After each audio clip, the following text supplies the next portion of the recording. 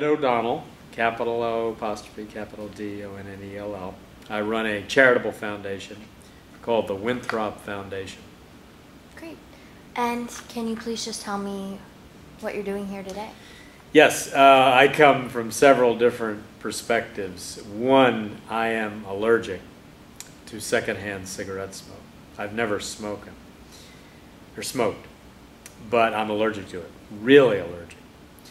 So if I pass somebody on the street and they blow a couple puffs in my face, I get a migraine headache, and I don't take medicine. I can vomit, have trouble sleeping, be extremely angry, feel terrible, lose work time. And then my father was an allergist. I mean, he was a pediatrician, but he was also an allergist, so I understand the power of allergies. My charity gets health courses in schools, high schools mainly, junior high schools, elementary schools. So we're interested in prevention. So I've learned that secondhand cigarette smoke can, in addition to creating headaches in millions of people on the street, create emphysema and cancer. It can kill people. Then you have the littering.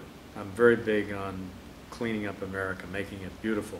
So you have these cigarette butts littering what could be a beautiful country.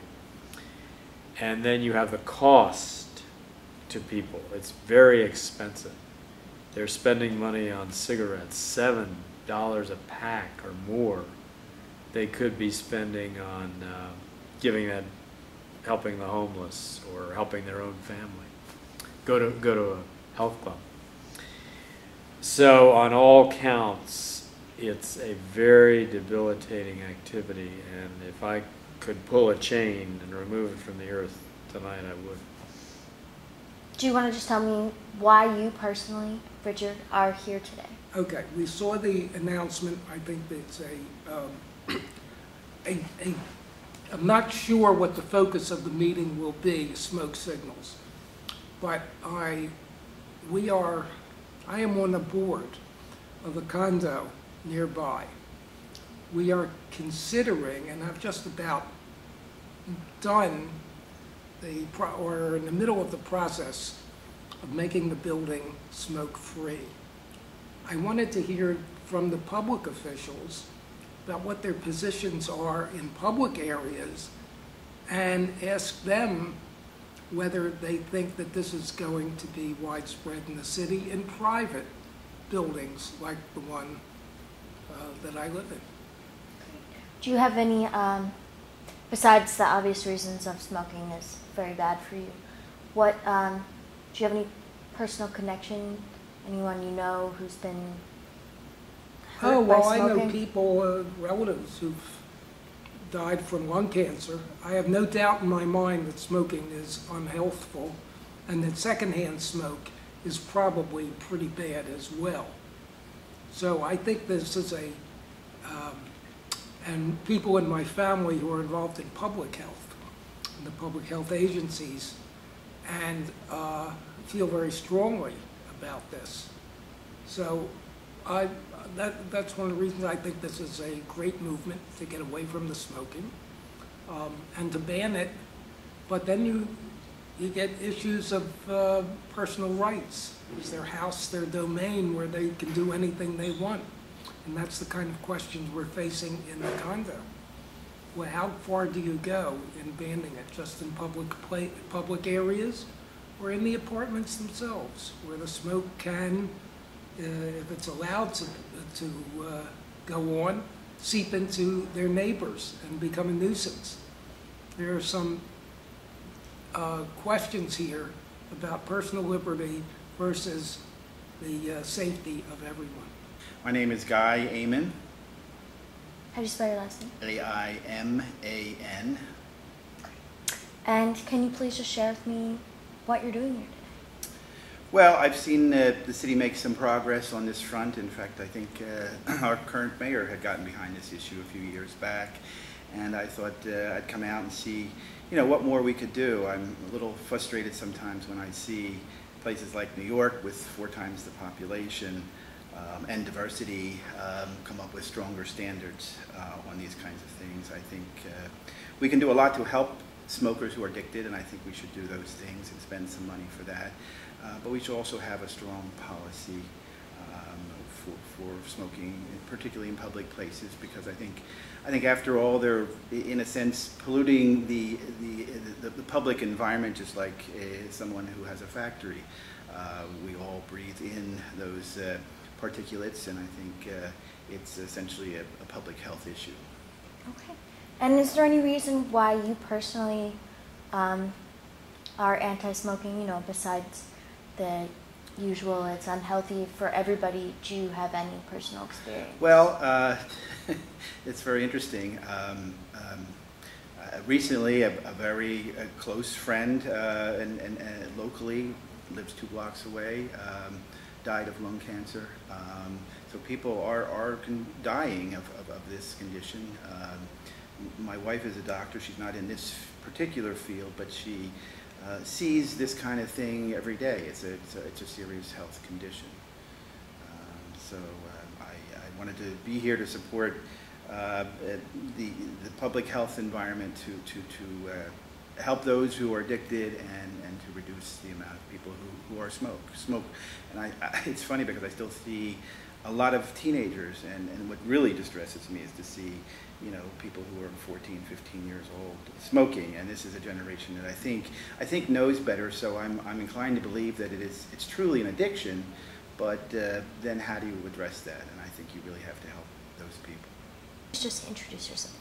My name's Donna Glickstein. Can you spell your last name for me? Glickstein. Great. My maiden name is Miller. Miller. So I started off like Donna Miller. Donna Miller. Like, Donna Reed? Like the judge. Oh, right. Okay. So, can you please just tell me why you came out today?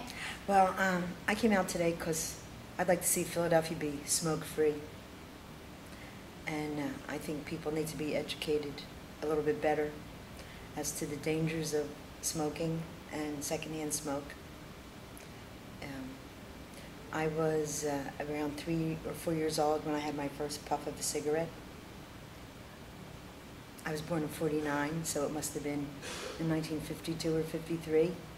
And I was in next door neighbor's home who were lovely people, and they had 2 adult daughters in their late teens, early 20s. They had graduated high school and were working, and they both smoked. Seems like everybody smoked in the 50s.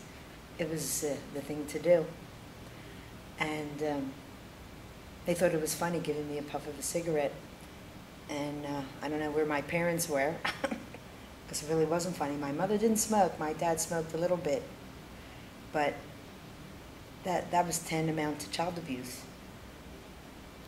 And when I was a child, I used to pretend play like children do, except I would pretend play cigarettes and pick up things that were stick-like and hold them between my fingers and pretend I was smoking, whether it was a bobby pin or a stick. And then, of course, I'd go to the corner at 5 and dime with a quarter, and I could buy candy that looked like cigarettes and gum that came in a box that said Lucky Strike, and it was wrapped in paper like a cigarette. And then I would take a couple of pennies and go to the charm machine and put the pennies in, and that would come bubble gum and a couple charms. And what were the charms? Little baby cigarettes, little boxes of cigarettes. Camels, Pell Mell, Lucky Strike, Winston tastes good like a cigarette should. Surrounded by cigarettes. Yeah. And in my teens, well, gee, Virginia Slims came out, so that was very cool to be a young woman and smoking Virginia Slims, because that's what young women should do. It would be smoke Virginia Slims. It was geared towards young women. And smoking's a horrible habit. How long have you been smoke-free? 100% smoke-free since the millennium. But I must have quit 7 or 8 times until I finally did it. So I've been smoke-free. It'll be 12 years this New Year's Eve. But in my 40s, I must have quit 4 or 5 times. Once I quit for 5 years and then went back. And my daughter, who's 33, when she was in elementary school.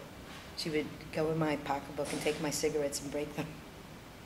Oh, that's sweet. So what would you like to see done in Philadelphia to make Philly smoke-free? Well, there's a lot of ignorant people, and ignorant people raise children in ignorance. So I think the schools really have to take over and really educate the children, and starting in preschool, starting in Head Start. And parents need to know that they are ruining their child's lungs. There are so many children in Philadelphia and in other inner cities that have asthma, and it's related to the secondhand smoke. And people are very ignorant, and I think if the parents are ignorant, at least educate the children. Maybe they'll have a little sense instead of ruining their lives.